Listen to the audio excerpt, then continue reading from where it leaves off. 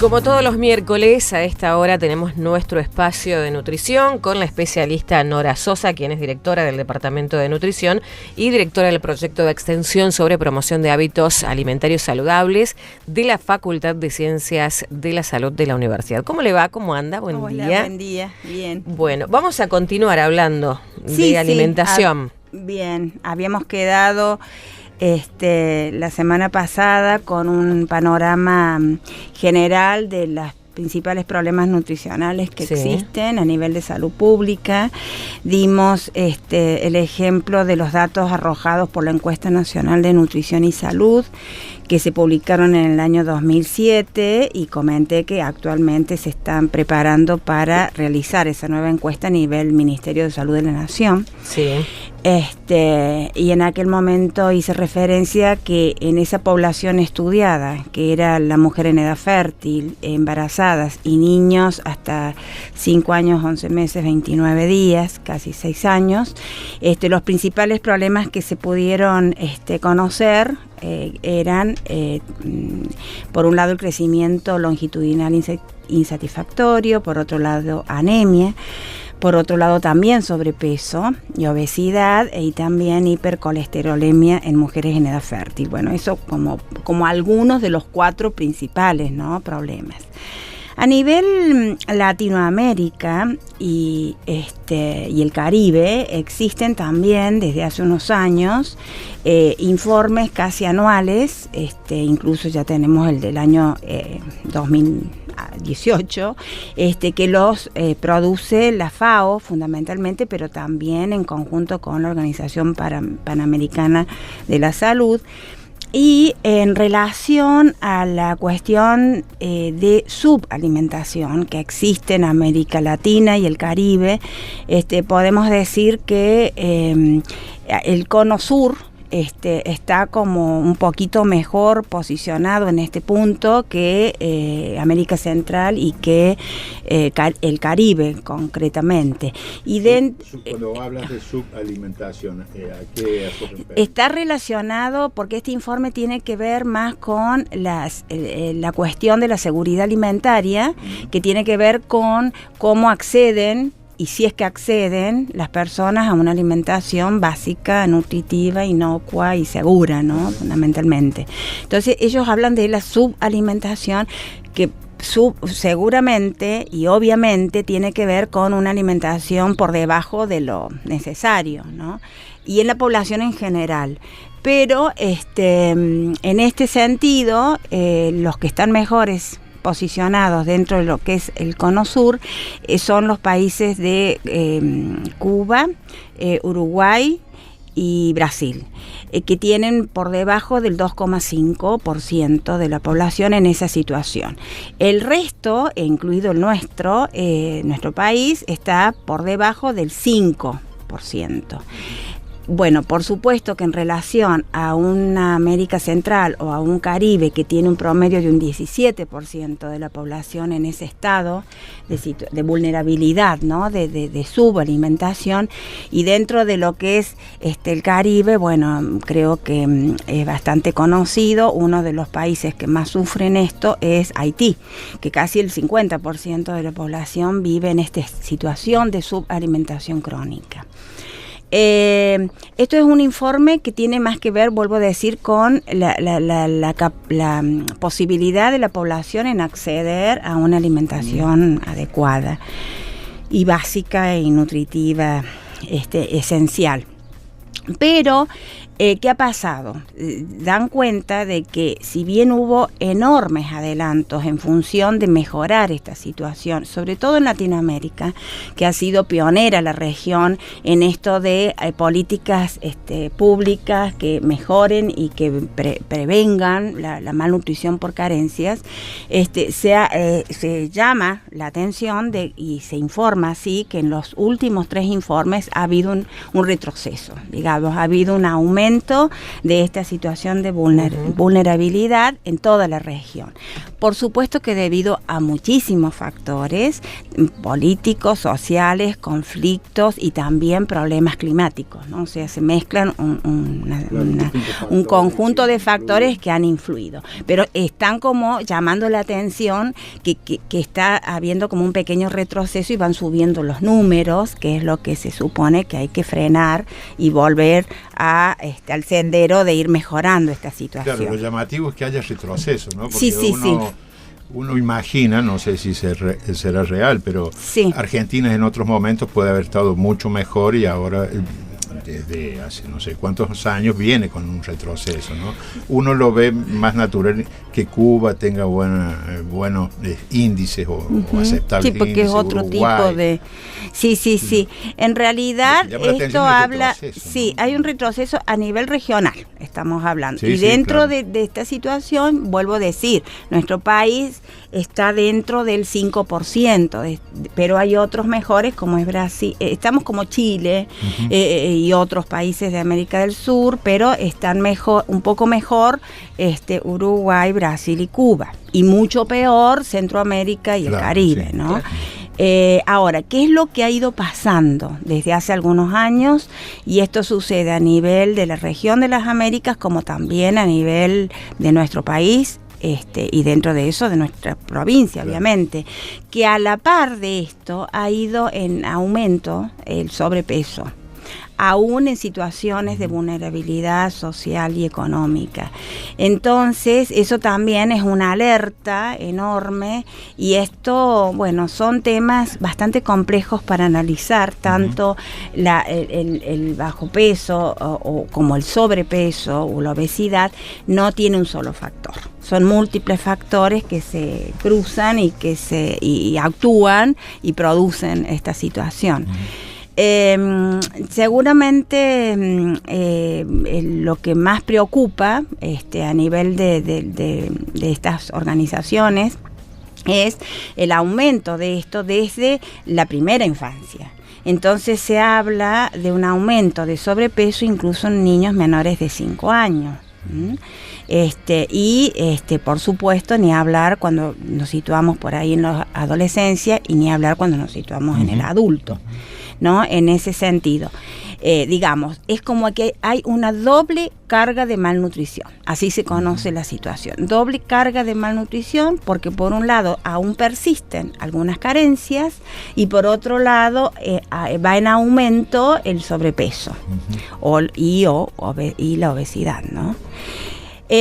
Otro dato nuestro, que con lo que nos manejamos generalmente los que trabajamos en este tema, son los datos que arrojaron las encuestas, la encuesta nacional de factores de riesgo. En este caso, la primera también dio sus números a la par de la encuesta nacional de nutrición y salud, pero después se repitió 2 veces más, o sea, en el 2006, 2009, 2013, por lo menos, y se hizo esta encuesta.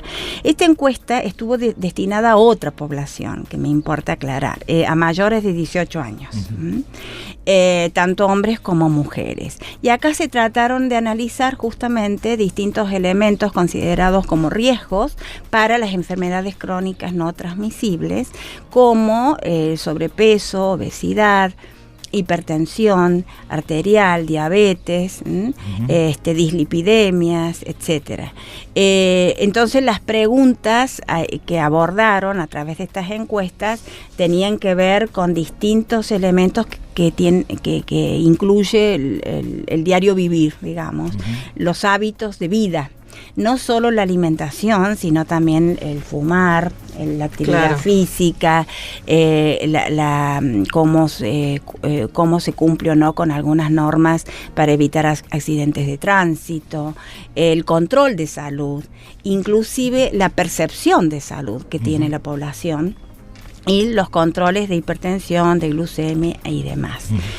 En esta encuesta hay muchísimos datos que se relevaron, pero fundamentalmente saltó el problema del sobrepeso, la obesidad, y si bien de una a otra en algunas provincias o en algunas regiones dentro del país pudo haber una leve mejoría, en general siempre hubo aumento o estancamiento, a pesar de varias políticas públicas que se establecieron para tratar de promover un mejor estado de salud y evitar y prevenir estas enfermedades. Se pudo visualizar que el problema es importante. Con respecto al sobrepeso y la obesidad, en la población adulta ronda ya como el 60%. Entonces, es más, estamos dentro de los primeros países en cuanto a este número elevado, lamentablemente, ¿no? ¿Las políticas públicas que tratan estos temas no estarían dando resultado o habría otros factores que están incidiendo? Y eso creo que siempre son buenas preguntas para hacerse y para reflexionar y ver dónde está la falla o por qué no se logra cambios, ¿no? Porque uno observa campañas, sí, digamos, sí. que ha habido bastantes, tanto de actividad física como el uso de menos sodio por el tema de la hipertensión. Es como que en este último tiempo se ha promovido más. El tratar de promover el consumo de verduras y frutas, porque ese fue uno de los datos que dio como muy bajo, digamos, de las porciones requeridas o ideales, que son alrededor de 5 entre verduras y frutas. Hablo como porciones, pues es una fruta, ¿no? Simplemente. El consumo es mucho menor de nuestra población. Pero bueno, casualmente esto también tiene que ver un poco con el cambio de las guías alimentarias, que si bien no hemos hablado de este tema, hubo un cambio que se ha llevado a cabo con el fin de tratar de continuar apoyando estas campañas preventivas en relación a la forma del comer y sumarle la actividad física, ¿no? El consumo de agua y el menor uso de la sal.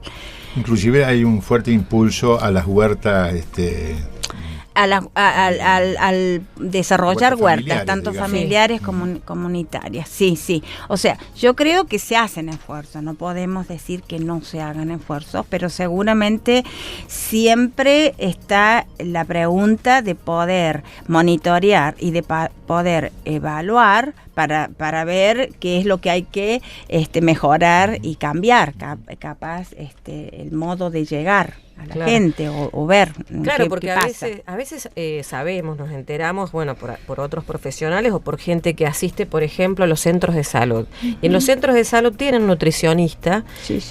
Los vecinos van a esos nutricionistas. En todo centro de salud hay nutricionistas. Y hacen actividades físicas, promueven el tema de la alimentación saludable, con frutas, con verduras y todo eso. Entonces es como que se promueve desde hace varios años atrás y vemos que, como decís vos, va aumentando. Entonces no entendemos esa...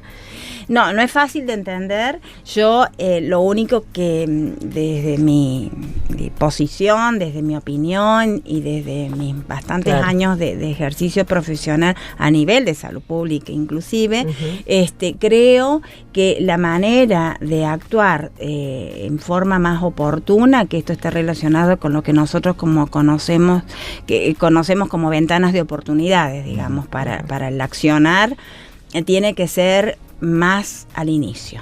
Tiene que estar más centrado en el embarazo y en la madre del niño o la familia del niño más pequeño. Primer año de vida estoy hablando.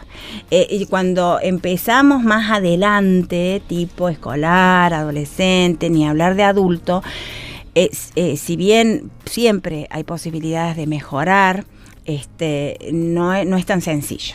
Por eso creo que hay que centrar más los esfuerzos, como pasa con las políticas públicas en general a nivel mundial, que se destina todo más el énfasis en la madre y el niño, también en esto de hábitos, de crianza, bueno, llama de cuidado. La atención el dato que diste recién de que niños de menores a 5 años ya presentan problemas de obesidad, ¿no? Sí, va en aumento, y por otra parte se sigue manteniendo casi a la par, por decirte, a modo general estoy hablando, porque por ahí uno puede hacer un análisis mucho más minucioso de un lugar específico, ¿no? Sí, claro. Pero a modo general podemos decir que por un lado se sigue manteniendo una especie de desnutrición crónica relacionada por ahí a una subalimentación, y por otra parte un sobrepeso, ¿no?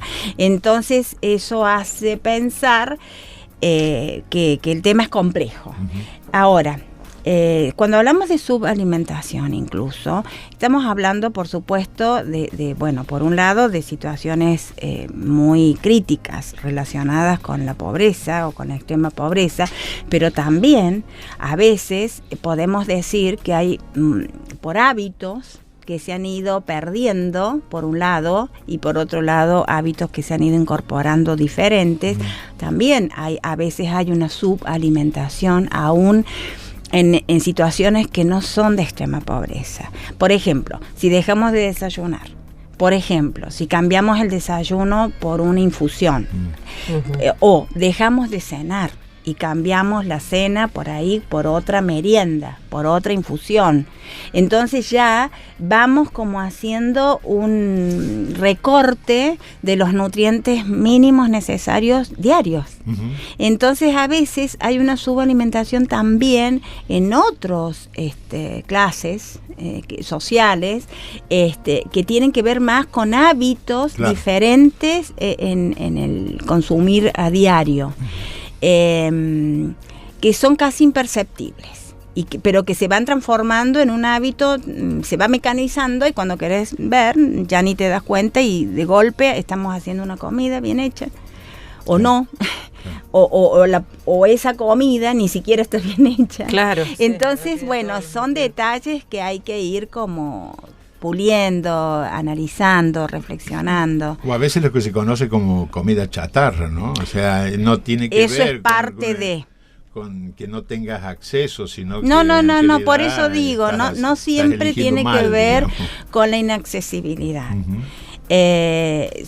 Por eso, probablemente, parte de esta respuesta en cuanto al por qué no se cambia, no se mejora, es porque muchas veces se trabaja sobre lo que se visualiza, digamos, el emergente. Pero hay cuestiones de fondo subyacentes que son muy importantes y que hay que empezar a intentar analizarlas, ¿no? Y a trabajar sobre eso. Y que son muchos años, trabajar muchos años sobre no, eso. Seguro, no, en eso no es de un año para otro, es algo que debe ser sistemático, constante.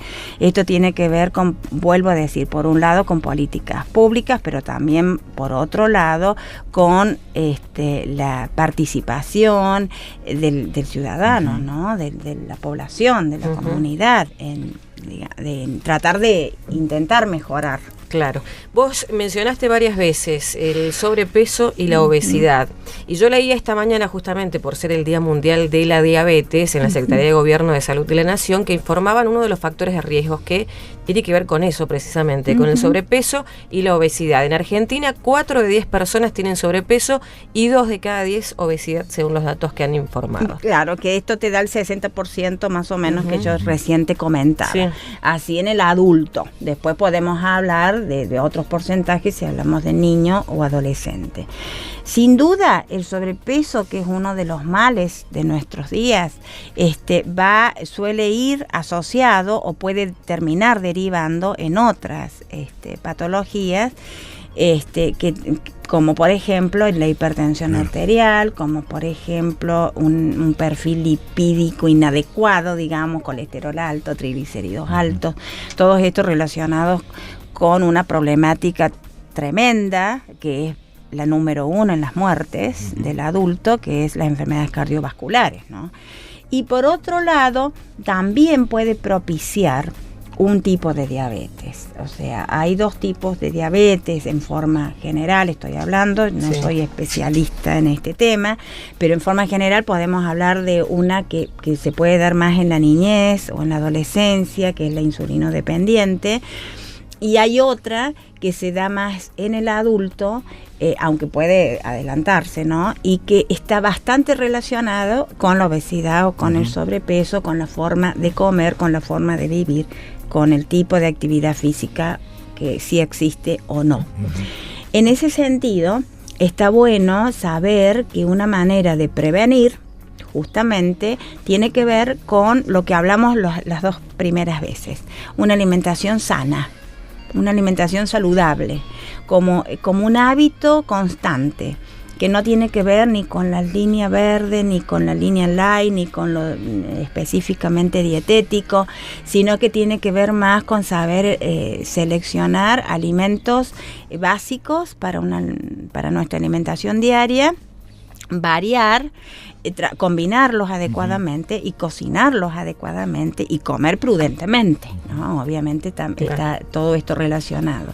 Entonces volvemos a lo que vimos las primeras veces como consejos de utilizar verduras y frutas en almuerzo y cena, sobre todo verduras de hojas, verduras crudas, verduras de colores, carnes magras, una vez al día está bien, no hace falta más, una pequeña porción, no hace falta más. Si usamos algún cereal, que sea el más sencillo, el más simple, el más rústico, ¿no?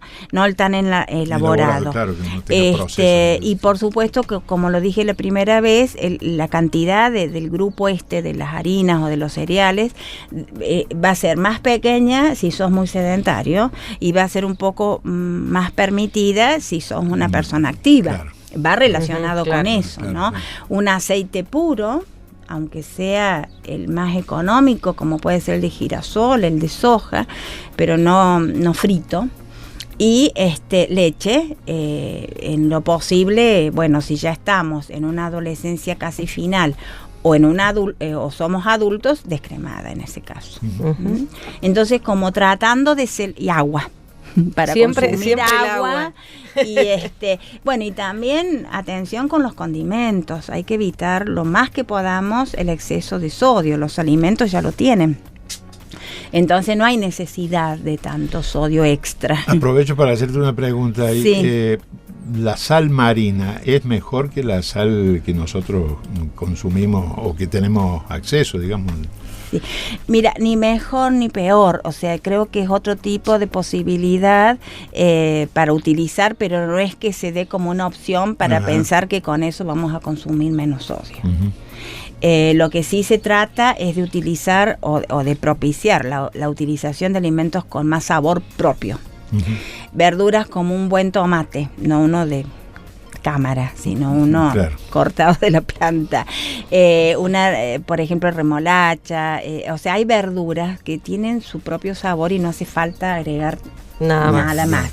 Y usar más hierbas aromáticas, ¿no? Uh-huh. Romero, albahaca, laurel, salvia, tomillo, menta, etcétera.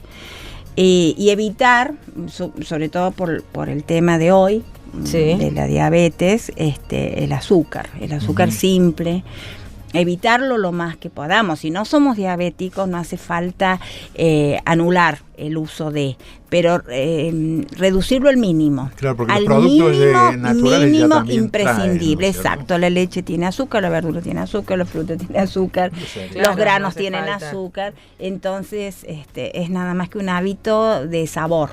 Exactamente. Bueno, Nora, algunos tips entonces, justamente hoy en el Día Mundial de la Diabetes. Muchísimas gracias, nos reencontramos la próxima semana. Bueno, gracias a ustedes. Así escuchábamos entonces a la especialista Nora Sosa en el espacio de nutrición aquí en Sonido Urbano.